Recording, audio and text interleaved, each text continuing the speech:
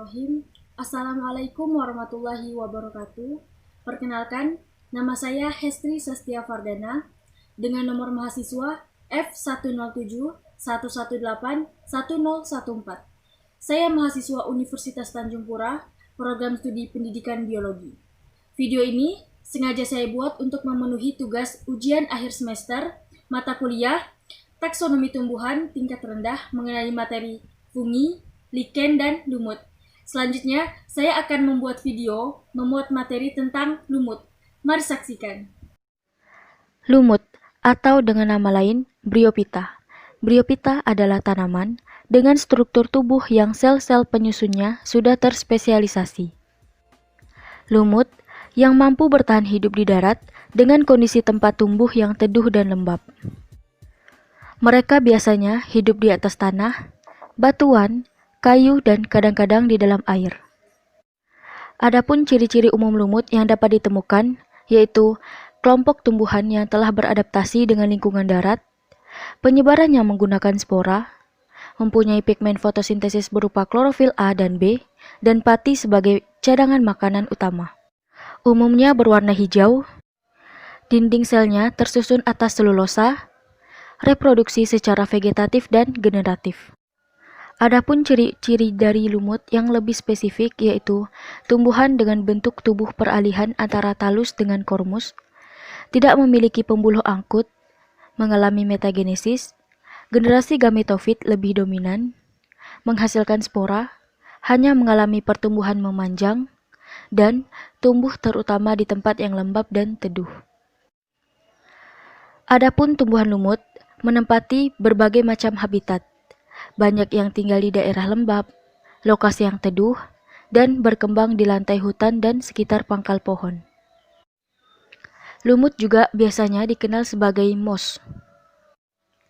Sebagian kecil lumut yang biasa ditemukan adalah tanaman berdaun hijau yang melekat pada tanah, kulit, atau batuan dengan filamen halus yang dikenal sebagai rhizoid.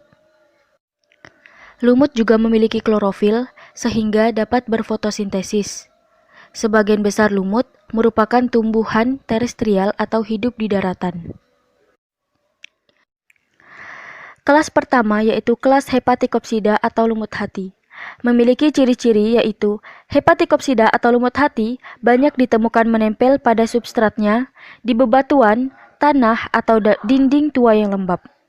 Bentuk tubuhnya berupa lembaran mirip bentuk hati dan banyak lekukan. Tubuhnya memiliki struktur yang menyerupai akar, batang, dan daun, berkembang biak secara generatif dengan oogami, dan secara vegetatif dengan fragmentasi, tunas, dan kuncup eram. Di dalam kelas Hepatike atau lumut hati dibagi menjadi dua ordo. Ordo yang pertama yaitu Ordo Marchantiales, dan ordo yang kedua yaitu Ordo Jungermanniales. Kelas kedua yaitu kelas Musci atau lumut daun. Memiliki ciri-ciri yaitu daun yang tersusun spiral, jarang, dan 2-3 baris. Daun berasal dari satu sel awal, tidak bercuping, dengan atau tanpa midrip. Daun unistratos dan atau multistratos. Rhizoidnya multiseluler, bercabang, berhialin, atau berpigmen, halus atau papilos. Di dalam kelas Musci atau lumut daun dibagi menjadi 3 ordo. Ordo yang pertama yaitu Ordo Andreales. Ordo yang kedua yaitu Ordo Sphagnales. Ordo yang ketiga yaitu Ordo Bryales. Kelas ketiga atau Anthocerotophyta atau lumut tanduk memiliki ciri-ciri yaitu gametofitnya mempunyai talus berbentuk cakram dengan tepi bertoreh, bisa melekat pada tanah, hanya memiliki satu kloroplas, secara seksual membentuk antheridium dan archegonium. Di dalam kelas Anthocerotophyta atau lumut tanduk dibagi menjadi satu ordo, yaitu terdiri dari ordo Anthocerotales.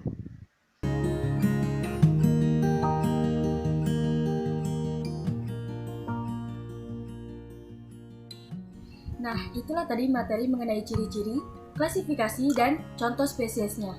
Cukup sampai di sini video pembelajaran dari saya. Terima kasih telah menyaksikan. Wassalamualaikum warahmatullahi wabarakatuh.